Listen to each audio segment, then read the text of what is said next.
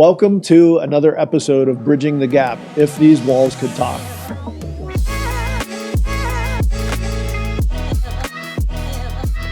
Today with us is our co-host, Zita Billman. Welcome. Hi, Jim. Thanks Lux for having 10. me. Yep, excited to have you. And then we've also got Dora Rudick is here with us today on the show. Excited to have her from Coldwell Banker. Welcome. Thank you. Thank you for having me. All right, welcome back, everybody. So excited to have a good conversation today. Looking forward to dig into what you do for Coldwell. But first and foremost, I want to lead out. So doing a little bit of homework, I saw you're ranked up there for social media. So interested to kind of dig into that. You were recognized number 22 in the Pittsburgh market. Tell us a little bit about that. I guess just being consistent on social media is important.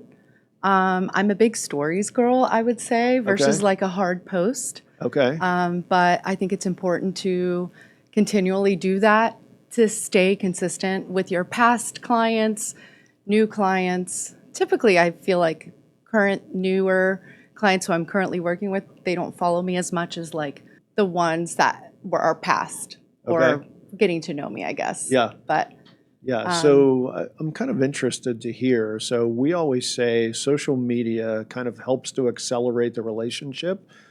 Our approach is really that the more that you see of us online, more content, then we don't need to tell you who we are. We can spend more time understanding who you are at that point. So, Yep.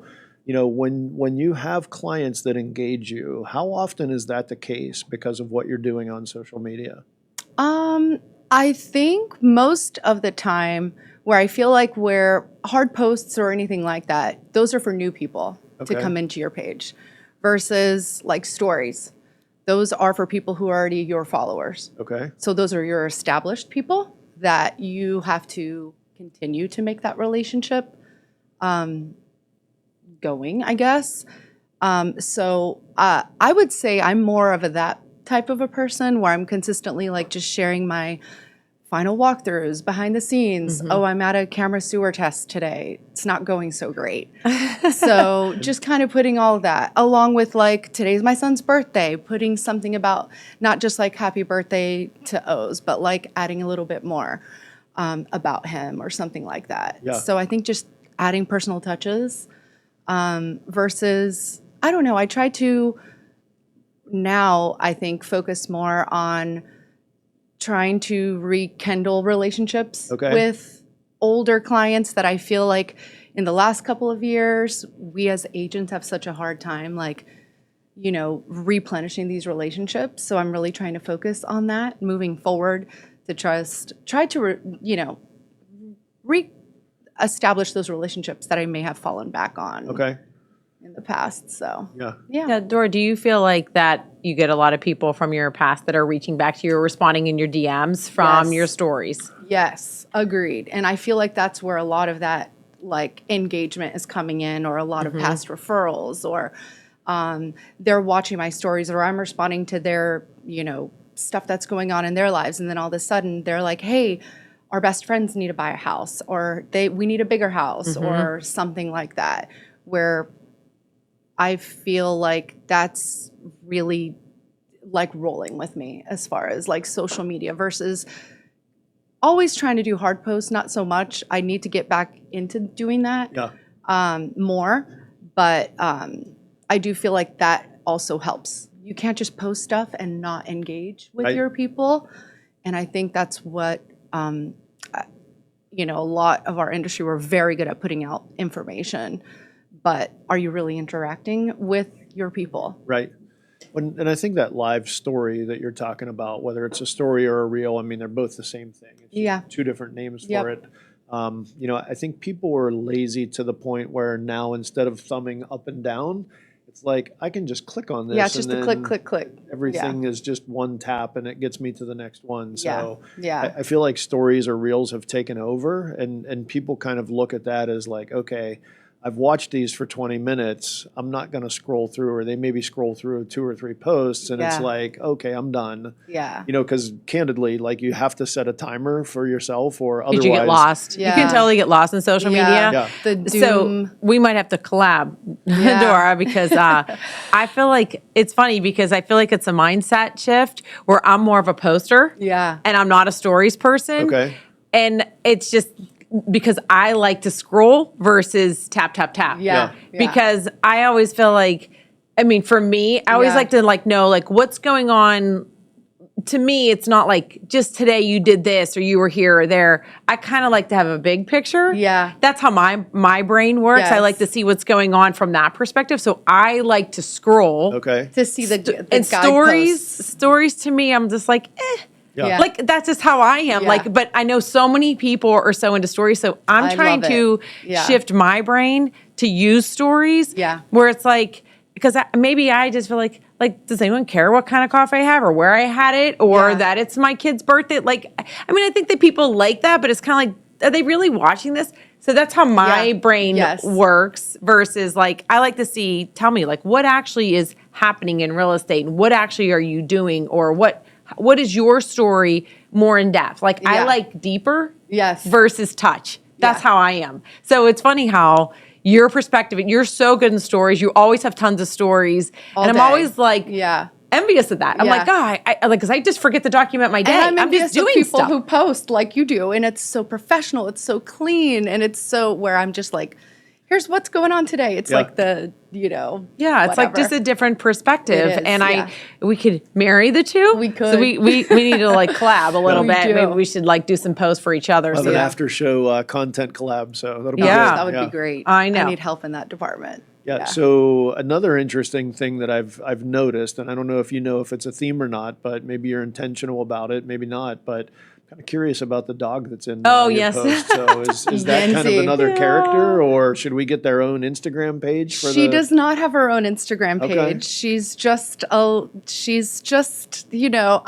I could barely post for my own life, so let alone Yenzi, my dog, and my boys. So no, but she's the best. She hangs out with me a lot. Okay. And goes to showings. Oh, really? When Nice. she's allowed Okay. and stays in the car and barks and all of that. So, but yeah, she's the best.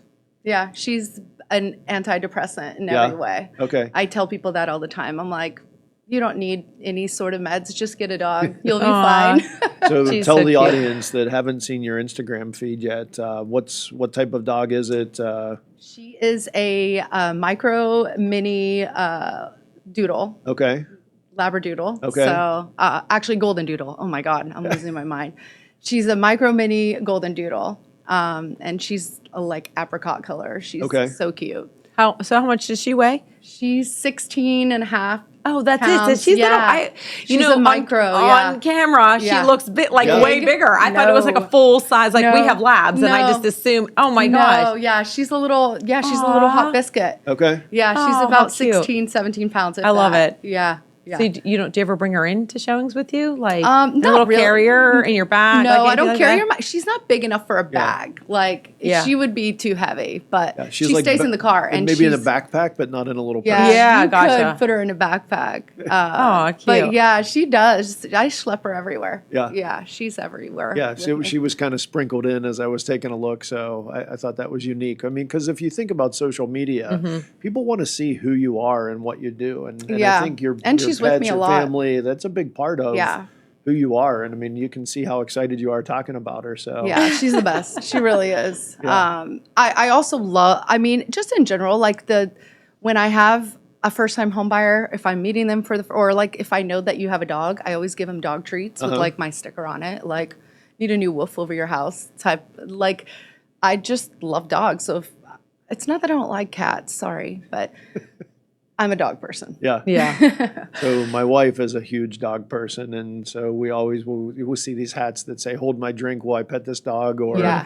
Yeah. something like that. So like that's always on her radar. Like Yes. we're walking and it's like, oh, I got to go see this dog. Of course you do. Of course. Yeah. I'm the same. I feel like people know Yinzi. They don't even know me or know my name, but they're like, hi, Yinzi. Like they Yeah. remember her. There you go. Or they call her the Yinzer dog or. Well, I was gonna say Yeah. her name is Yinzi. This is Yeah. all Pittsburgh based. Like I'm assuming, like Yinzer, I don't, Yinzi. honestly, it was Olin, my youngest, who came up with that name. We were just trying to think of like names and we were like, we need like a Yinzer name. And Yeah. he's like, Yinzi. I mean, that's pretty So, unique. So now yeah. the next dog can be Dantan. Maybe we can get another. That would be I love great. it. That would be amazing. I love it. That's hilarious. So let's talk a little bit about what you do for Coldwell. What market do you serve? What are you doing to focus on your clients? I predominantly work all over the place, but mainly in the South Hills. That's where Okay. I live. And we also have a second place in the Strip District. So I'm pretty central as far as like my business goes. Okay. But mainly in the South Hills and downtown, and I venture a little bit into the East a little bit. Okay. Just wherever my clients take me, wherever they ended up buying and wherever they, where they end up going and wanting to sell later. But I don't limit myself to just one little like neighborhood where a lot of it, Geographic, right, yeah, sure, yeah. okay. And I also come from an appraisal background, so I've never felt like you just have to stick to one tiny little zip code. You have to really just know the whole market to be able to talk about it. Sure. Just your micro market, but your macro market, and then your macro national market. You should know it all to be able to discuss anything when people have questions in regards to it. The expert, right? Yeah. Yeah. The more you know, the more dangerous you are. Yes. Yeah. So that's interesting. So you have a background you're an appraiser? No, I was an appraisal. I owned an appraisal firm for 11 years. Oh, Yeah. I didn't know this about Yeah, you. I did. And then when I moved to Pittsburgh is when I got into real estate. Okay. Sales. Well, it's like a natural process right yeah. there. Yeah. Yeah, That's yeah. awesome. So where did you move from? California. And, okay. The So state, That's yeah. kind of extreme. So Yeah, I guess. how did you end up in Pittsburgh? My husband, my kid's dad. Yeah. Okay. Originally from here, Okay. South Hills. Nice. And we would just come visit when we were like first dating Okay. a long time ago in the early 2000s. And I loved it here. Yeah. I really did. I would say, I would, if we ever got married and had kids, I would move to Pittsburgh. I think this is a great little place. And we'd come during the summer and the fall, usually when the weather was nice. Right. But my first winter was 2013. Okay. So it was that the vortex. Monster snow. yeah. Yeah. The 2 You were feet like of second snow that- guessing your Yes. decision. You're like, well, what I happened? just didn't. I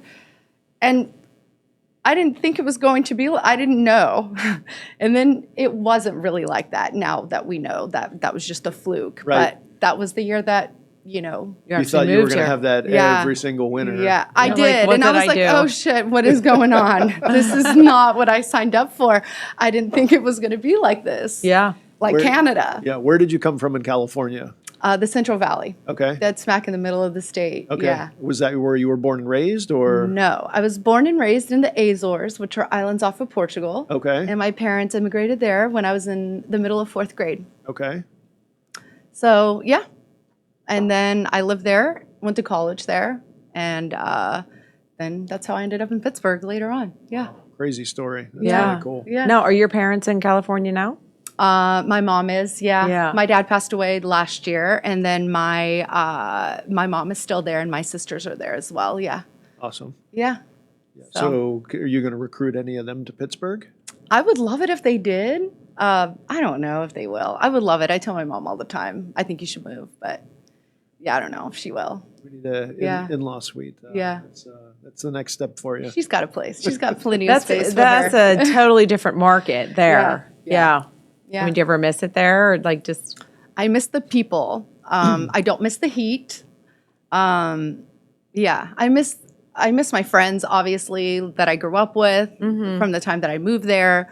And obviously, like my family and stuff like that. But no, there's a lot of things about California, the overpopulation. I love visiting. And I appreciate even the valley, the Central Valley more, because when I lived there, it was like, oh, we didn't live in LA. We didn't live at the beach like Right. not everybody does.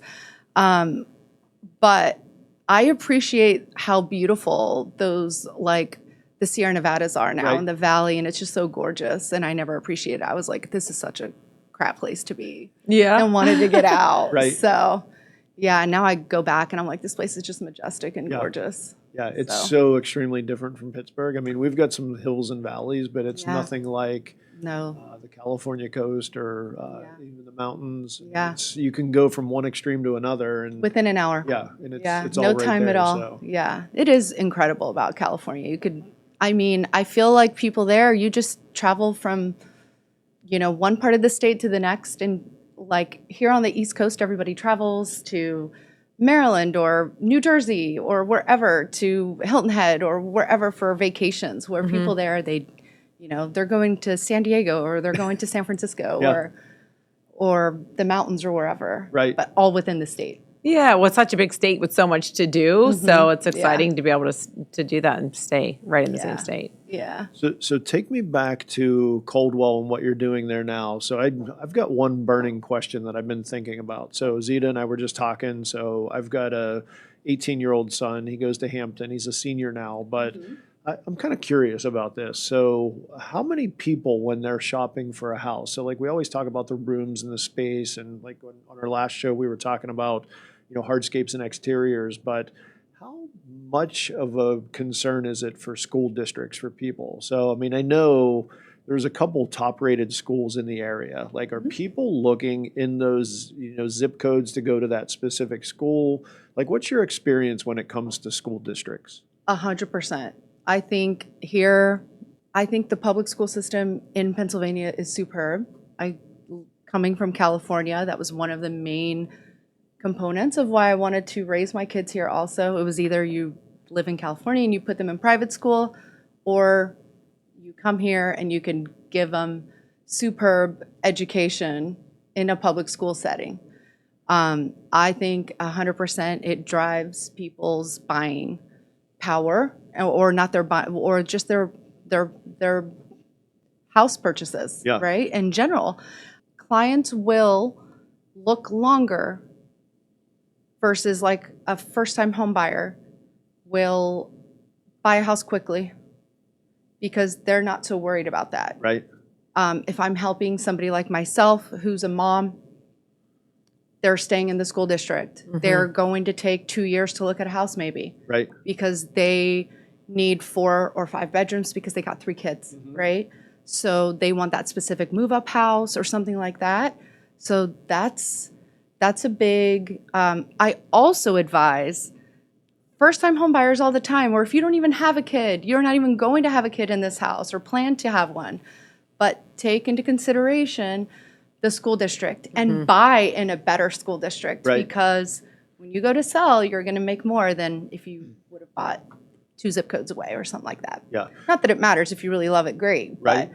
But that's a great tip, though. I mean, and I think, too, there's a correlation between school district and then school taxes, right? Yes. Local taxes Oh, yeah. that you pay. So, Yeah. I mean, maybe that's what forces people to a different area that's maybe not that school district if Sure. they don't want to have kids. That Right, so it's about 40% less if you Yeah. buy in Butler County or Washington County, right? So Yep. if you buy in a outside of Allegheny County, you can expect a better tax savings for sure. Right. But I think correlated with that it just depends on what you need and the education level. I mean, honestly, like Dora said, you could literally live in any of these school districts and they're amazing, especially Yeah. like if you're coming from other states where they don't have strong Right. school systems. Yep. I mean, you can't go wrong. I mean, any of our Any one of schools them, are they're really, really fine. good. Yeah.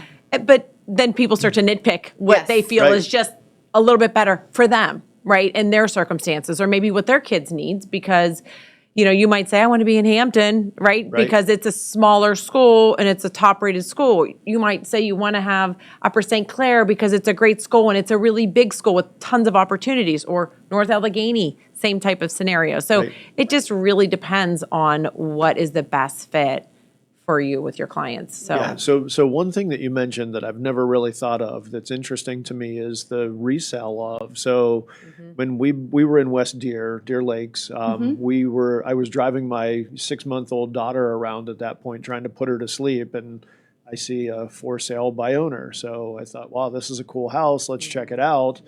She falls asleep and I'm out driving around, and I thought, okay, well, why not look at houses while we're there? So, Yeah. we saw it and thought, okay, this is a place where we could be for a long period. So she's now 20. So we've obviously spent the time there that I thought we would, but Yeah. I never really equated the school district to resell. Obviously the market shifted in 20 years. The houses, Yeah. increased in value, but on the back end of that, I would have never connected that to the school district. So Yeah. that's a good tip. Location. Yeah. Sometimes it's like, yes, the house is important. You're going to live in it, but it could be the best house, but is it in the worst decrepit neighborhood? You know what I mean? Like, or do you just want to be in a smaller house in a great school district? Right. So. Yeah, so you made an interesting comment about decrepit. So I'm kind of curious. So this is if these walls could talk. When you go through and do a home walk with somebody, or like you're out with clients, what's the one thing that stands out to you as like super crazy or unique or experience? Like, what if these walls were telling a story? Give me some context Yeah, of what so you would just, like to talk I about. mean, crazy. Like, what's one thing that sticks in your head, like every time that you think about doing a home Find a walk- visit okay. or walk, or like like, what's have you had any issues? Yeah. Like just Yeah, like maybe like, it's it could sort of be all like kinds of things. yeah, there's all kind of stuff. It could have just been like you went for a listing appointment and you're like, wait, what? Yeah. Or you went for a final walkthrough and there was something that happened, or an inspection where you're like, oh my gosh. Right? Yeah, well, I just had when all of that went through, I just had to find a walkthrough where the whole deal was just kind of not to my liking. As far as the other side and negotiations, and I don't know, it just didn't seem everything was going in a very professional way. And we get to the final walkthrough and there's just like water going through the garage. Oh man. And I'm just like, oh boy, this is just going to be fun. So there's always stuff like that happens. In this particular case, the seller ended up showing up and getting into a tiff with my client. Okay. Yeah. So it gets wild sometimes where Wow. you have to like really, So how do you handle an instance like that? I mean, is there like chaos and panic? And there then, was chaos and panic in that sense. You have to really step up and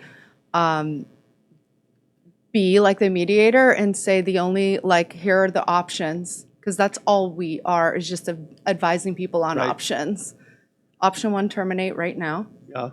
Option 2, delay, fix the problem, remediate, or put some money in escrow.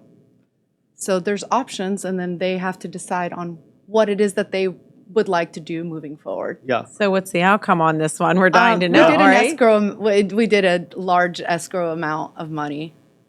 Well, that And, works. yeah. Kudos to you for keeping it together, Yeah. because sometimes Yeah. you do get a seller that might be really upset and a buyer that's like We're off put, done. and they're like, we're nervous and I'm not sure, don't is this even the want it right, anymore. yeah, is this the Yeah. right decision? So, I mean, that's great. You were able to talk them off the ledge and Talk keep them off the everybody, ledge, yeah. like, because you put things in perspective, right? You're like saying, well, this is a great house. This are all the reasons why you loved it. Yeah. And if it's Yeah. fixable, and if the seller's essentially going to take care of the problem, Yep. they're either going to fix it for that buyer or for somebody else. For somebody Right. else. So Yeah, you're here. yeah. So and we it's can make it having work. those discussions so they understand.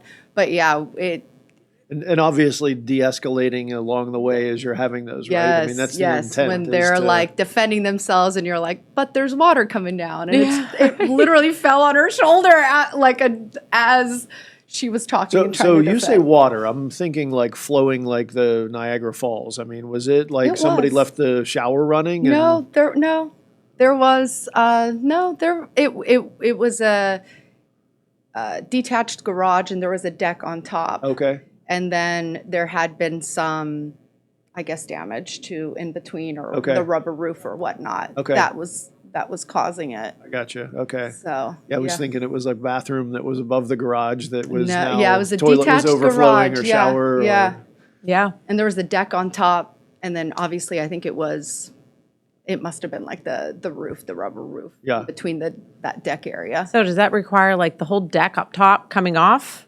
and them having to fix the flat rubber roof and then, wow. Yes. Yeah, they had to get the Trex deck off, Okay. repair it, and all of that. And they still had, obviously, the seller contributed a large amount of money, but then they still had to pay a remaining amount. Sure. Left. Well, at least that wasn't the main part of the house though, right? So No, that no. helps right there. I mean, if it's like Absolutely. coming into the basement or Right. into the, Yeah, you know, that from the could have been kitchen into the, worse. right. Yeah. So at least the Yeah. detached structure, you can be able to work through Live that a little, and maybe a work. little Yeah. easier. Who knows? But But we see all kinds of crazy things. I mean, creepy dolls that are just staring at you and, Yeah. you know, they have them on the bed and you're like, man, we can't sell this house with them on here. You really have to get rid of Right. them. So Yeah. speaking of creepy dolls, so I was flipping through. glad you brought that up. Yeah, so I'm flipping through social media today, and I see there's this air conditioning vent, and it's got this red flashing light in it, and it was talking about hidden cameras when people were selling their homes. Is that Yeah. kind of a thing now? Are people putting cameras in? I mean, I know They there's home shouldn't be. security systems. You have to but- You disclose. have to You do, disclose okay. it. Yeah, Yeah. you shouldn't be without disclosing it. Yeah, I literally had a situation where I had a seller that had a Ring doorbell. And, you know, we talked about having everything turned off, including the Ring doorbell. Just don't subject yourself to anything because then Right. people get upset and they could be Yeah. offended, whatever. And I had a seller that left the Ring doorbell on. People came to the front door and whatever, said a couple things, whatever. I don't even know what they were, Yeah. but said something. My seller actually yelled back at them through the Ring doorbell. yeah. And it's like, you can't do that. You can't like listen to people. I've had a similar you situation. You just can't do that. With my seller heard them talking about what they weren't even inside the house, but how they wanted to change the front and how they didn't like it. Yeah.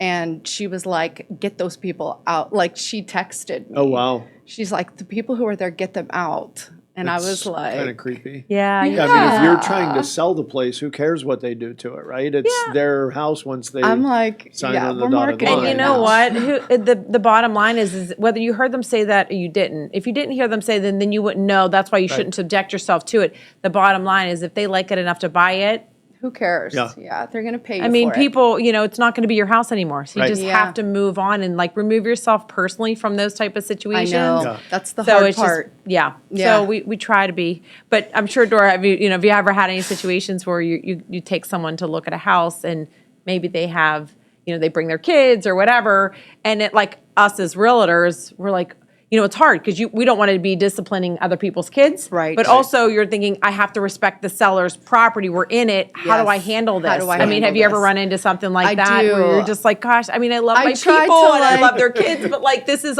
awkward when they're like jumping on the master the bed, bed. or It running is. across Yeah. their couch or Trampoline. something. I mean, it happens, and It does. it's a weird situation And to some be parents in. don't care, and some of them, you know what I mean? Yeah, It's some like, parents are like, get over, but Yeah. some of Yeah. them don't. They're just, free and Yeah. carefree, like, oh, it's not a big deal because maybe Right. that's what they do at home, so it's not a big deal. But when it's Right. when you're in somebody else's house, it can be a little nerve wracking. I try to distract the kids, but then I feel like I'm not doing my job. Sure. Because You I feel like you're a babysitter a little bit. Yes. Yeah. I hate that aspect of it because I'm like, oh shoot, I don't want them to break anything. Yeah. But then, especially there's that age, that like toddler, 5-6-year-old age sometimes where they do get curious and they like Start carrying Yeah. around like one of their Yes. like little Yes. antique things Right. or glass things sitting on the table or that Yeah. type of stuff where it can be a little bit. And I'm always like, Nerve-wracking. can I hold your hand? Yeah. Let me take you with, come with Right. me. Come You're with me. my Yeah. assistant. Let me show I always you try to this. make them my assistant. Yeah. Great idea. Or give them something to hold or something, or make them hold the bottom of the lockbox. I'm like, you have to keep this safe. I need it at the end of the day Yeah. to like just give them. And You've done this a holding couple times. That's good. That's good. I like that. Yeah, Yeah. try. So as we wrap up, take me back. So we started talking about this right before the show. So you've been on a couple other podcasts. I'm curious what your thoughts are on podcasting and how that might impact your relationship with clients or potential clients. I think it'd be, I'm not the type of agent that just gets on like stories and talks. I once in a while, Yeah. but not much. But I think it's great for clients to kind of see us in a natural tone of just shooting and talking Right. about whatever, yapping about, what we do and what life is all about. Do you find that, like, yourself even, do you find that you listen to more podcasts now? Oh, I love podcasts. Yeah, I'm I like feel addicted. Me too. I'm like addicted. Yeah. Where I actually just said to my daughter the other day, I can't even remember the last time I really listened to the radio. When I get in my car, the first thing I do is I put Same. on a podcast of Okay. like, I'm like so absorbed with learning. And I'm like addicted to it, where Yeah. I'm just like, oh, what else can I absorb when I'm driving? Because as soon as the phone rings and I'm Yeah. on that, and it like shifts your brain in Yeah. a different direction. But Yeah. like I literally love to listen to podcasts because I feel like I've learned so much. And what I find myself doing is I have the phone and I'm listening to the podcast, and then I'm like texting myself Yeah. as I'm driving, like notes of like, these Yeah. are really good things Good that I things should to- remember later. So I text myself things that I pick up in podcasts. Yeah. But I don't know. Yeah. I find that I've really shifted that over this past I year. don't think I've listened to the radio in I don't know how long. Yeah. It's amazing. Ton. There's so many good. Even on for YouTube. Me, I was going to say YouTube. So like, I don't watch regular television. I mean, we have Oh, yeah. YouTube TV, and my wife will have a show on, and Yeah. sometimes we'll binge on a series. But outside of that, like, I watch podcasts on YouTube, Same. and I'm not like, if I can watch a 30-minute clip, and it's like, okay, Yep. good, this is good. Right. I learned something. I found new insight. I understood something differently. Yep. I'd rather do that than to watch a sitcom or something that's Yeah. not going to really do anything to help me. So Yeah. It is. I feel like, we just have so much we could learn right now from YouTube. Literally. And social media too. social I media. find like that it's crazy how it's changed so dramatically. I feel like even just over the past like 1 to 2 years, it's really become to the forefront where I felt like we could conduct real estate really without it. Yeah. And yeah. I feel like it's really changed. The landscape has changed a ton, Agreed. like over the past 1 to 2 years with all of Yeah. it. So it's obviously important. You've done such an amazing job. I said to you just a couple years ago, I'm like, I love your social media. You're so good at it. Like, you're just naturally good at it, like inviting people into your space. Yeah. So, which I think is Oh, I very appreciate that. admirable about how you run your social media. Just like it's something I'm trying to learn how to do because I consider myself more of like a private person. Yeah. And I just Although I consider myself to be very private too, which well, is so I think funny. you're very social for someone Yeah. that's very private. I Yeah. find that I'm pretty private because I Yeah. feel like my life is usually pretty on display, Yeah. right? Like Yeah. just doing what we do. We're so accessible to Yes. people, which I love, but I love more like intimate relationships with Same. people Yeah. versus like being like, hey, here's everything I'm doing today. I'm trying to work my way through that Mm-hmm. Yeah. barrier, and you're just naturally good at it. Yeah. And I really admire that about Aw, you and I your appreciate your that. business. So one of the unique things I think with social media is I was always private. I had a private space. It wasn't like I let everybody come in and see who I was, but when I changed roles, I started to open up and give access to people. And so really unique experience. I was at Payvex.